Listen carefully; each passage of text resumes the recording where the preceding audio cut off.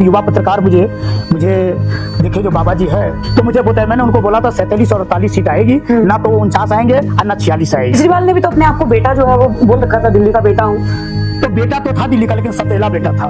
मेरे नजर में मेरी जो भविष्यवाणी दूरदर्शी है, मुझे लग रहा है कि आदरणीय कन्हैया सिंह जी मुख्यमंत्री के रेस में सबसे आगे। राहुल गांधी का कोई नहीं केंद्र बिंदु है, तो कैसे हिंदू है? शंकराचार्य कहते हैं कि योगी आदित्यनाथ को इस्तीफा दे देना चाहिए। तो हमारे सनातन को बदनाम करने के लिए कुछ बाहर की तो कम जरूरत पड़ती है। हमारे अपने ही घर में कुछ जयचंद लोग हैं जो शादी विवाह की ढोल बजने से पहले ही बारात वाले को चिताना शुरू कर देते, मेरे गांव बताओ कुत्ता काट लेगा।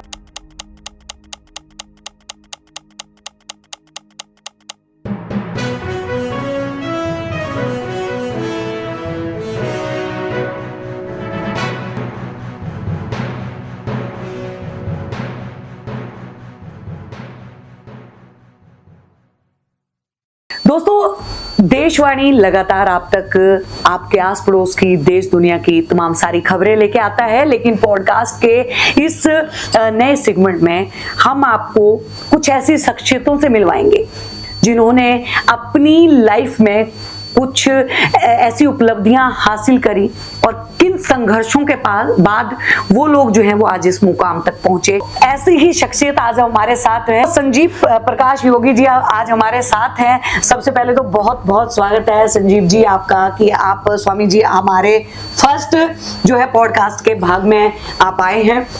और सवाल जो सबसे पहला मेरा रहने वाला है वो ये रहने वाला है कि दिल्ली में एक ऐतिहासिक जीत, और माना जा रहा है कि 27 साल का वनवास जो है वो दिल्ली में बीजेपी का खत्म हुआ, उसको लेके आप क्या कहेंगे इस जीत को लेके?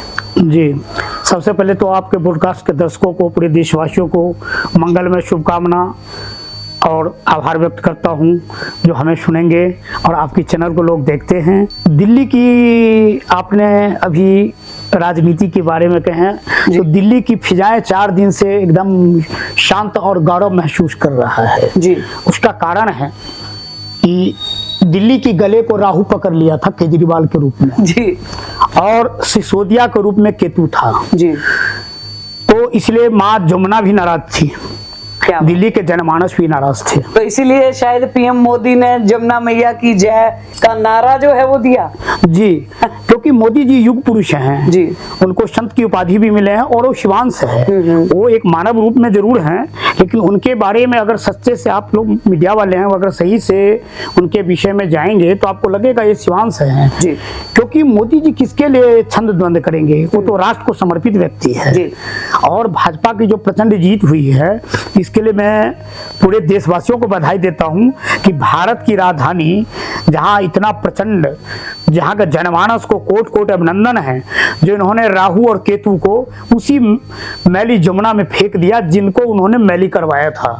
तो इसलिए आज दिल्ली अपने आप को सुंदर और सौम्य महसूस कर रहा है। जी, स्वामी जी की एक बात जो है वो मुझे याद आ गई, जब विधानसभा चुनाव दिल्ली में होने वाले थे, नॉमिनेशन का दिन था, और ऐसे ही एक पत्रकार ने जब उनसे आके पूछा कि विधानसभा चुनाव में स्वामी जी आप क्या सोच रहे हैं कि बीजेपी कितनी सीटें लेके आएगी, तो उसके ऊपर स्वामी जी ने पहले ही भविष्यवाणी कर दी थी। स्वामी जी ने पहले ही बोल दिया था कि 48 सीटें जो है वो बीजेपी की आएगी। स्वामी जी जानना चाहते हैं दर्शक की कैसे जो है वो पता था आपको? मैं आदरणीय कन्हैया सिंह जी का नॉमिनेशन के लिए आशीर्वाद देने गए थे जी, अलीपुर एसडीएम ऑफिस। जी बिल्कुल। जैसे बाहर आए तो एक युवा पत्रकार मुझे देखे जो बाबा जी है जी, तो बोले बाबा जी आप तो राजनीति में रहते नहीं हैं जी, लेकिन आपको देखे हैं जो दामोदर अग्रवाल सांसद जी आदरणीय कन्हैया सिंह जी के और नॉमिनेशन में आप अभिभावक के रूप में यहाँ खड़े हैं जी। मैं आपसे कुछ पूछ सकता हूँ? मैं कहा पूछिए। तो मुझे बताया, मैंने उनको बोला था 47 और 48 सीट आएगी, ना तो 49 आएंगे और ना 46 आएगी, लेकिन 47 और 48 मेरा डाटा है। 1 पॉइंट प्लस माइनस हो सकता है, वो मैं आपको क्लिक भी दे देता हूँ और आप अपने जनमानस को दिखा सकते हैं, अपने जनता को दिखा सकते हैं। क्योंकि दिल्ली जो है ना, ये 11 वर्षों में दिल्ली को इन्होंने समझ ले घेर दिया है। पार्टी अपनी जगह होती है। दिल्ली की माँ की अगर कोई उपाधि मिले तो दिवंगत श्रीमती शीला दीक्षित को मिलना चाहिए, वो दिल्ली की माँ की उपाधि उसे मिलना चाहिए। जैसे गांधी जी को राष्ट्रपिता का उपाधि मिला। केजरीवाल ने भी तो अपने आप को बेटा जो है वो बोल रखा था, दिल्ली का बेटा हूँ। तो बेटा तो था दिल्ली का, लेकिन सौतेला बेटा था। क्योंकि जहाँ हरियाणा में जन्म लिया वहां के लोगों को कहता दिल्ली में जहर घोल के देते हैं, जहर डुबाते हैं। क्या दिल्ली में हमारे हरियाणा के परिवार नहीं रहते? क्या हरियाणा मेरे राष्ट्र का परिवार नहीं? क्या हरियाणा के हम लोग परिवार नहीं? तो वो पढ़े लिखे मूर्ख हो चुके हैं, इसलिए उनको सही भगवान ने और जनता ने उन्हें सही सजा दिया है। देखिए वो IRS थे, उनकी पत्नी IRS थी, गर्व की बात है। वो सेवा का माध्यम कुछ भी हो सकता है। आप मीडिया के द्वारा सेवा कर रहे हैं, मैं संत हूं तो मैं अपने अच्छे वाणियों से, अच्छे संस्कार से युवाओं को जागृत करना का प्रयास कर रहा हूं। लेकिन केजरीवाल जी के पास सब कुछ भगवान ने दिया था। उनको राजनीति, वो नेतागिरी करने नहीं आए थे। वो हकीकत यही है कि वो मालिक बनने आए थे और वो आम आदमी कभी न थे। वो हर राजनेता का लक्ष्य तो जो है वो राजनीति में आने के बाद यही रहता है ना। आप मुझे योगी जी का दिखाएं, आदरणीय मोदी जी के बारे में दिखाएं, ठीक है। प्रताप सारंगी जी आदरणीय सांसद हैं, पूर्व केंद्रीय मंत्री हैं, उनके बारे में आप बताएं। ऐसे ही लोग मेरे देश में हैं, क्योंकि प्रत्येक आदमी जो है भगवान का, प्रभु का सुंदर सोम अंश नहीं हो सकते हैं। सबके अंदर में भगवान ही है, ईश्वर ही है, लेकिन सोम अंश का प्रकटीकरण सब में नहीं हो सकता है। इसीलिए ये लोग अकल्पनीय मानव है, इसलिए इनको हमें साथ देना चाहिए। इनको साथ देंगे तो आने वाला हमारा भविष्य और मेरा भारत विश्व गुरु बनने की ओर जो अग्रसर है, क्योंकि हमारे पूर्वज भी विश्व गुरु थे, तो उसमें हमारी मजबूती प्रदान होगी। अच्छा स्वामी जी, अब जो है वो सबसे बड़ी चुनाव तो जीत गई बीजेपी, प्रचंड बहुमत से आगे भी आई, 27 साल का वनवास भी बोला खत्म हुआ। लेकिन जो सबसे बड़ी अब अटकलें हैं कि सीएम चेहरा कौन है, मुख्यमंत्री का। आप हमारे पॉडकास्ट के जरिए जो है सीएम चेहरा उजागर करना चाहेंगे कि सीएम चेहरा जो है वो कौन हो सकता है? क्योंकि नाम बहुतों के आ रहे हैं। कोई कह रहा है कि पूर्वांचल का भी हो सकता है, कोई कह रहे हैं कि जाट बहुल्य का भी हो सकता है, किसी का ये कहना है कि यहाँ पे कोई जो पंडित उसमें भी आ सकता है, कोई कह रहे हैं कि महिला चेहरा भी हो सकता है। देखिए, क्या लग रहा है? हमारी भाजपा पार्टी अंत्योदय पार्टी है, जो अंतिम पंक्ति पे खड़ा है वो भी प्राइम मिनिस्टर बन सकता है। जो अभी वर्तमान में आपके सामने है, उनके कोई परिवार में राजनेता नहीं थे, ना उनकी कोई ऐसी बैक हिस्ट्री थी। दिल्ली में हम लोग राष्ट्रभक्त लोग हैं। भाजपा के जो जनमानस को मानने वाले लोग हैं, जो कैडर वोटर है, सपोर्टर है, वो राष्ट्रभक्त होते हैं। राष्ट्रभक्त कभी ना उत्तरांचल, पूर्वांचल, नीलांचल, मिथिलांचल, दिल्ली, जाट, सिख, पारसी इसकी बातें नहीं करते हैं। हम लोग एकत्व में ही महत्व है, एकत्व में ही महत्व है। हम लोग इसके मानने वाले लोग हैं। मेरे नजर से, क्योंकि यहाँ बहुत दिनों से संगठन के काम करने वाले, हर पार्टी में कुछ कुछ नेताओं की अपनी वो होती है, हम इनके समर्थक है जी, मैं इनके समर्थक हूँ, समर्थक भी ऐसे चाहते भी हैं। मेरे नजर में मेरी जो भविष्यवाणी दूरदर्शी है, मुझे लग रहा है कि आदरणीय कर्नैल सिंह जी मुख्यमंत्री के रेस में सबसे आगे, मुख्यमंत्री की रेस जी। क्योंकि आप जानते हैं मेरे प्रधानमंत्री जी को, जिसका नाम कोई ज्यादा नहीं चलता है उसी को देते हैं, उसी को लाते हैं। क्योंकि उसका आपके सामने मोहन यादव जी हैं, भजनलाल जी हैं, रघुवर दास जी है, उसके बाद जो अभी असम के सीएम हेमंता बिश्व शर्मा जी, बिल्कुल वो भी हैं। तो ऐसे ऐसे उन्होंने कई चमत्कार के, हरियाणा में देखिए नयाब सिंह सैनी, बिल्कुल उत्तराखंड में आप देखिए, तो ऐसे उन्होंने कार्य जो किए अभी तक।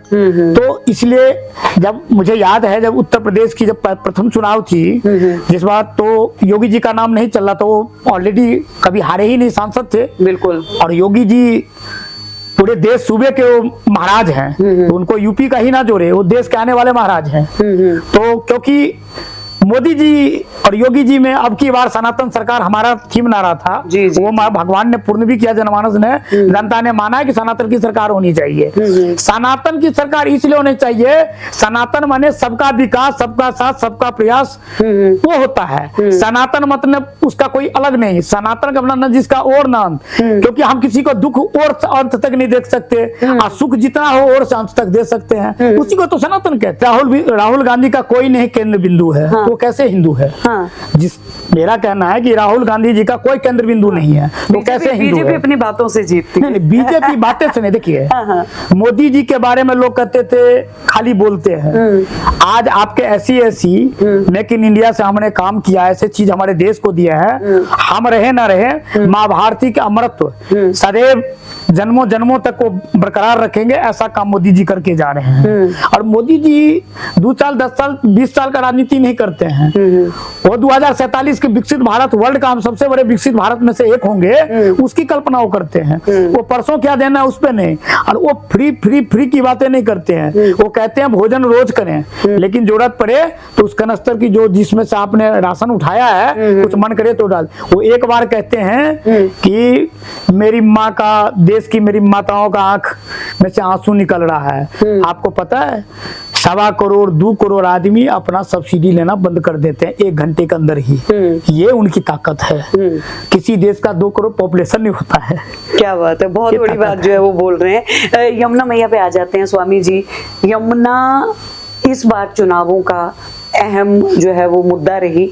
यमुना की सफाई को लेके जनता के बीच में लगातार अगर ये बोला जाए तो बीजेपी पिछले काफी टाइम से जो है वो यमुना की सफाई को लेके सवाल खड़े कर रही थी। विधानसभा चुनाव ही क्या इसका लक्ष्य थे, या वाकई में ही यमुना की स्थिति जो है वो अब बदलेगी? देखिए, सबसे पहले तो आपके चैनल से मैं एक बहुत अच्छी और बड़ी गंभीरता वाला विषय रख रहा हूँ जी, और वाकई में आप भी जीवन में पत्रकारिता करते हैं, करते आए हैं और आगे करना है। तो आप इस शब्द को, मेरा शब्द मेरे जिह्वा से ब्रह्म शब्द निकल रहा है ये, इसको लेके आप चाहें तो देश में बहुत बड़ा क्रांति ला सकती है, खास करके युवा में जी। माननीय प्रधानमंत्री जी ने जो कहा, क्योंकि जिन्होंने 11 साल तो अभी ठगे हैं, तो इसीलिए वो यमुना मैया ने जितने उन्होंने नुकसान किया था, उन्होंने खींच लिया उसका पैर दलदल में। वो तो अब भूमिगत हो गए। अब आदरणीय प्रधानमंत्री जी ने कहा है कि हमने अपने यमुना माँ को खुश करना है, हम अपनी माँ को साफ सुथरा और अपने जनमानस के लिए पर्यावरण के हिस्से, और सबसे बड़ी दृष्टिकोण जो ये मेरी माँ है, माँ गंगा प्रेम की देवी है जी। माँ गंगा प्रेम की देवी है, माँ गंगा ज्ञान की देवी है, और माँ जमुना जो है प्रेम की देवी है। ज्ञान और जब प्रेम मिलते हैं तो मानव के अंदर संगम होता है, जिसको सुख और शांति कहते हैं, अलौकिक समरसता कहते हैं जी। तो आपके माध्यम से मैं, क्योंकि मोदी जी जो बोल रहे हैं तो समझिए होना प्रारंभ हो गया, जमुना का प्लान शुरू हो गया मोदी जी के दिमाग में, उनकी फाइलों में शुरू हो गई है। मतलब जनता निश्चिंत हो जाए, निश्चिंत हो जाए। क्योंकि मैं उसका एग्जांपल, उनको गुजरात में रिवर फ्रंट बनाने का उनको एक्सपीरियंस है, वहां भी पहले से ही था। आप जाइए, हरा पानी, निर्मल स्वच्छ, आनंद आता है जी। आप जाएंगे तो देखेंगे अकल्पनीय स्वर्ग की तरह है। आपके चैनल से मैं ये बताना चाहता था कि आज जिस डेट में हम और आप बात कर रहे हैं जी, इससे पहले कितनी सरकार आई, कितनी सरकार गई, पार्टी कोई उससे मुझे मतलब नहीं। उन्होंने कितने हजार करोड़ जमुना के सफाई के नाम पे पैसा रखा। ऐसे में कम से कम 15-17 एनजीओ को जानता हूं जो कई हजार करोड़ रुपए ढकार चुका। दिल्ली में आदमी का 20-20, 50-50 प्लॉट है, उसको मैं जानता हूं। आप मुझे बताएं, आप एंटी करप्शन में, सीबीआई में, ईडी में मुझे बुलाएं, मैं उस व्यक्ति का नाम दूंगा, मेरा नाम गुप्त रहना चाहिए। आप खोल भी देंगे तो फिर मैं जमुना फ्रंट पे, मैं वहीं पे जाके आराम से माँ का सेवा करना चाहता हूँ। केजरीवाल जी तो हर जगह जाके धरना देते थे, हम लोग माँ भारती के सच्चे बेटे हैं। हम वहीं जाके अपना, हम आधे किलोमीटर साफ कर पाएंगे, झाड़ुए से करेंगे। हम नहीं होगा हम हाथ से करेंगे, नहीं होगा मैं वहां कचरा किसी को डालने नहीं देंगे, लेकिन कुछ न कुछ रूप में माँ जमुना, माँ गंगा का सेवा करेंगे।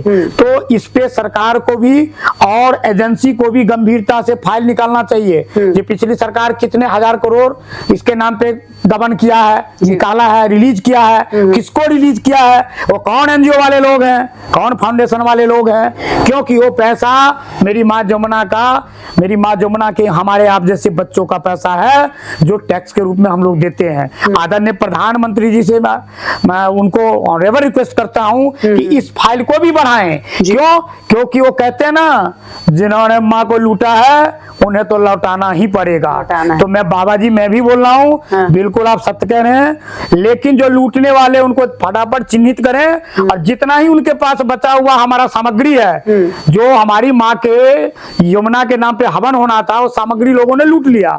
हम उन सामग्री को लाके हम यहीं फिर प्रारंभ करेंगे, अपनी सफाई अभियान जारी करेंगे जब तक सांस है। माँ यमुना के लिए समर्पित हूँ। इसीलिए आप इस चीज को मुद्दा उठाएं कि पहले तो उन एनजीओ को जांच किया जाए जो यमुना के नाम पे सफाई के नाम पे पैसे लिए हैं। उन पार्टी ने को भी, उन मंत्रालय को भी संज्ञान में लिया जाए जो दिल्ली में माँ यमुना के नाम पे पैसे। और एक बात और बता रहा हूँ, मेरे पास बहुत अच्छा फॉर्मूला है और इसको आप बेशक कट करके एक बड़ा अलग से आप उसको इंटरव्यू चला सकते हैं। जीडी अग्रवाल पर्यावरणविद थे और माँ यमुना, हाँ, और वैज्ञानिक थे।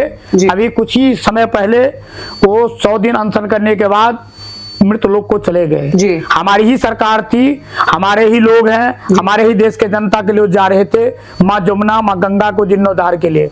आज तक हमारी सरकार भी संज्ञान नहीं ले रही है। ये दुख का विषय है। जीडी अग्रवाल जैसे राष्ट्रभक्त, देशभक्त आने वाले समय में पैदा नहीं होंगे। वैश्य समाज से वो थे और इस देश को मैं एक बहुत अच्छी बातें आपको बता रहा हूँ, इस देश को वाकई में कोई सुशोभित सेवा संकल्प कर रहा है तो सिर्फ वैश्य समाज कर रहा है। क्यों? वो गौ, गंगा, गीता, ब्राह्मण, जीव जगत जगदीश तीनों का मिलन वैश्य समाज करा रहा है भी जी। इसलिए जहां आप कहीं देखिए श्रीमद् भागवत कथा हो रहा है तो वहां किसी न किसी रूप में कोई गर्ग, खंडेलवाल, अग्रवाल, जैन, गुप्ता जी ही मिलेंगे। कहीं कोई मंदिर बन रही है तो उनका ही योगदान होगा। यानी मेरे वैश्य समाज जो है भारत को इतना मजबूती दिया तो 5वीं अर्थव्यवस्था बने हैं और हम 5 साल बाद हम दूसरी तीसरी अर्थव्यवस्था बन जाएंगे। हमारे राजपूत भाई इतने अच्छे काम कर रहे हैं, जो देखिए हम देश में वो पहरा दे रहे हैं, हम लोग सोते हैं अच्छे से। हमारे जो श्रमिक भाई है और दूसरे भाई हमारे जिनको हम लोग SC ST करते हैं, ये लोग इतना सेवा कर रहे हैं देश का। पहले कितनी गंदगी होती थी स्टेशनों पे, देखिए आज हमारे भाई लोग कितने अच्छे सेवा कर रहे हैं। हम पंडित लोग, ब्राह्मण लोग भी हम चाहते हैं कि थोड़ी सी, ब्राह्मण कौन जो ब्रह्म को जाने, तो हम अपना ब्रह्म तत्व को और तेज करें। हमने ब्राह्मण ही रचना करता है तो हम रचे तो हैं, लेकिन अब रचना में थोड़ी धीमी आ गई है।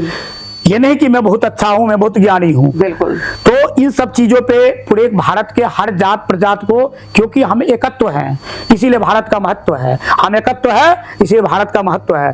तो हम एक मन से अपनी माँ भारती के सारे मिलके देश को आगे बढ़ाएंगे, तभी हमारा देश में का विश्व में डंका बजेगा और हमारे आने वाला पीढ़ियां जो है वो हमारे पद चिन्हों पे चलेंगे। ये मेरी भारत की खूबसूरती है। दिल्ली में अपने मतदान के महत्व को समझते हुए आप कुंभ में थे, कुंभ से जो है वो आप वोट डालने के लिए आए, आप फिर से जो है वो कुंभ के लिए आप जो है वो निकलेंगे। तो सवाल कुंभ को लेके करते हैं। राजनीति की बातें बहुत हो गई, लेकिन अध्यात्म की बात अगर हम करें, और ये संयोग रहा कि जिस दिन जो है वो कुंभ की शुरुआत हुई उसी दिन जो है वो बीजेपी ने अपनी लिस्ट निकाली थी। और लेकिन कुंभ की व्यवस्थाओं को लेके, सबसे पहले तो आप जो कुंभ से आए हैं, आपको व्यवस्थाएं कैसी लगी वहां के?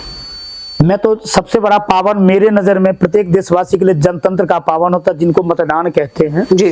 तो मैंने गद्दारों के सीने पे चोट किया था और अपना एक वोट किया था। बहुत बढ़िया बात है। और कुंभ जो है ये महाकुंभ है जी, 144 वर्ष बाद आई है। हमारी 3-4 पीढ़ियां गुजर जाएंगी तब आएंगी। और कुंभ का मतलब होता है कलश। कलश, बिल्कुल। अमृत मंथन हुआ था। तो इस महाकुंभ में शिवानी, रुद्रानी, ब्रह्मानी, 12 राशियां, नक्षत्र, ग्रह जी, शिव, शिवांश, नर, नारायण, गंधर्व, ऋषि, मुनि, कन्या, राक्षस, सब कोट कोट के भ्रांति भ्रांति के जाति प्रजाति, जीव जंतु जी, सब वहां कुंभ में अभी पहुंचे किसी न किसी प्रारूप रूप में। क्या बात है। मेरा भारत देश ऐसा है जी आशा जी कि जहाँ 10.5 महीने सूर्य भगवान दिखते हैं, जी, विश्व में कहीं नहीं दिखते हैं। इसीलिए हम चीना ठोक के कहते कि गौरव है कि माँ भारती ने मुझे अपने कोख में जन्म दिया। 10.5 महीना सूर्य दिखता है, विश्व में कहीं नहीं दिखता है। न ये प्रकृति है, न ये संस्कृति है उनके पास। मेरे पास प्रकृति भी है, संस्कृति भी है और समाकृति भी है। हम किसी को अपने अंदर समा लेते हैं। कोई मिला दोस्त बना लेते हैं, कोई मिला उसका दोस्त बन जाते हैं। लेकिन और स्वामी जी, लेकिन सवाल किया जाए, अगर कुंभ की आपने कहा कि महाकुंभ है 144 साल बाद आया, और लेकिन इसके ऊपर भी बहुत ज्यादा राजनीति हुई। विपक्ष के काफी नेताओं ने जो है योगी आदित्यनाथ की कार्यशैली के ऊपर सवाल उठाया। उनका ये कहना था कि व्यवस्था जो है वो ढंग से नहीं की गई, जितने करोड़ लोगों के लिए यहाँ पे व्यवस्थाएं होनी चाहिए थी वो नहीं हुई। भगदड़ जैसे मामले सामने आए, आगजनी जैसे मामले सामने आए, लोगों ने अपनी जान गंवाई। वहीं पे अगर बीच में अगर बात करें तो शंकराचार्य का भी बयान आता है। शंकराचार्य कहते हैं कि योगी आदित्यनाथ को इस्तीफा दे देना चाहिए। उसके ऊपर आप क्या सोच रहे हैं? सबसे पहले तो जिन शंकराचार्य भगवान ने ये बात कहे हैं जी, वो एक विशेष पार्टी के लिए काम करते हैं जी। लेकिन शंकराचार्य, हमने तो ये सुना था कि शंकराचार्य जो है पूरे सनातन और पूरे अगर बात करें तो भारतवर्ष में जितने भी वो हैं जो हिंदुत्व को मानते हैं, उन सबके शंकराचार्य। बिल्कुल सत्य है जी।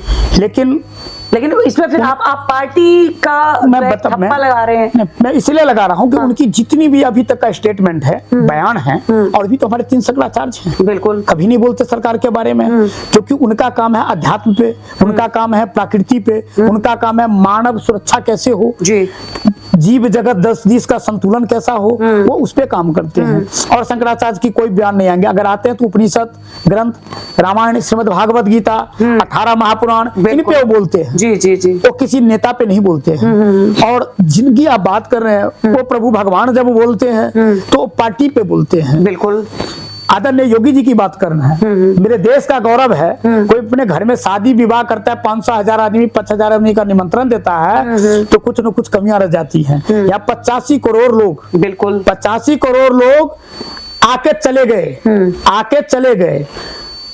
एक घटना थी, दुखद घटना था, हृदय विदारक घटना था, और खास करके जहां अध्यात्म हो वहां तो ऐसा होना भी नहीं चाहिए। लेकिन हमारे देश में अभी का जो खान पान के युवा का जो हर चीज में जल्दी जो हो गया है, जिसको कहते हैं ठहराव, पेशेंस नहीं है। हाँ, तो पेशेंस के कारण अब कुछ कमियां रह गई होगी, उस वजह से ऐसी हृदय विदारक घटना हुई। ऐसा घटना कभी ना हो, ये हम सबके भोलेनाथ से, माँ जगदम्बा से प्रार्थना है ऐसा हमारे, क्योंकि इससे देश की बदनामी होती है और उनमें जो भी भक्त लोगों का जान गया उनके प्रति सरकार बड़े संवेदनशील है। सरकार ने उसके लिए पूरा किए हैं। रहा बात जो सफाई का नाच करवाते थे, उनके यहाँ 2000 आदमी होती थी तो गोली चलवा देते थे। भगवान राम की बात होती थी तो लाशें बिछवा देते थे। आप सपा की बात कर रहे हैं, कोई पार्टी की बात हम क्या करेंगे, हम सब तो लोग पार्टी की बात क्या करेंगे, जो आप तो खुद समझ जाएंगे। और ये हमारे 30 या 29 या जो भी सरकार की जो विज्ञापन में जो भी आया है कि इतने लोगों को जो है स्वर्गलोक को प्राप्त कर गए, उन सबके प्रति, उनके परिवार के प्रति नमन है, वंदन है। उनको श्री हरि अपने चरणों में स्थान दे।